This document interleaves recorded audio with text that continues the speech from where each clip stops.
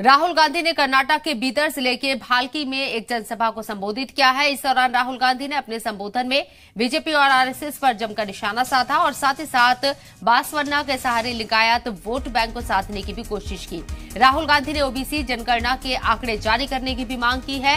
वहीं राहुल गांधी ने अपने संबोधन में कहा है कि भारत में अगर कोई पहली बार लोकतंत्र के लिए बोला और लोगों को राह दिखाए तो वो बांसवाड़ा जी थे। दुख की बात है कि आज आरएसएस और बीजेपी के लोग लोकतंत्र पर हमला कर रही है।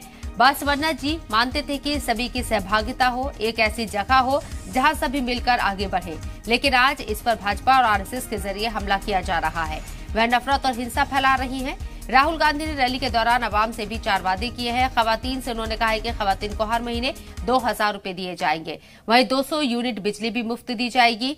हर घर को 10 किलो अनाज मुफ्त देंगे। राहुल गांधी ने ये बड़े वादे किए। बेरोजगारों के लिए भी यह राहुल गांधी ने वादा किया है कि 1500 से 2000 रुपए तक का उन्हें भत्ता दिया जाएगा और ये सारे वादे सरकार बनने के 6 महीने के अंदर पूरा होंगे। दुख की बात है कि आज पूरे हिंदुस्तान में आरएसएस और बीजेपी के लोग लोकतंत्र पर आक्रमण कर रहे हैं। जो बसवण्णा जी की सोच थी कि सबकी भागीदारी होनी चाहिए,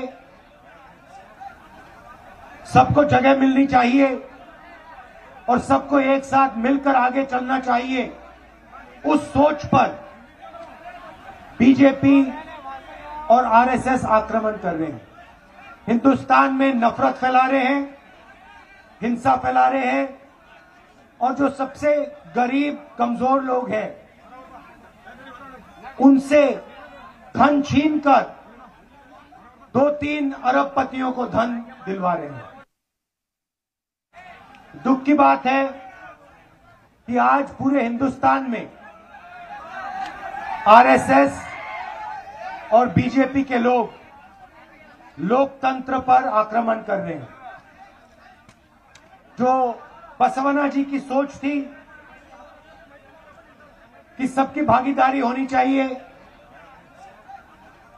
सबको जगह मिलनी चाहिए और सबको एक साथ मिलकर आगे चलना चाहिए, उस सोच पर बीजेपी और आरएसएस आक्रमण कर रहे हैं। हिंदुस्तान में नफरत फैला रहे हैं, हिंसा फैला रहे हैं और जो सबसे गरीब कमजोर लोग हैं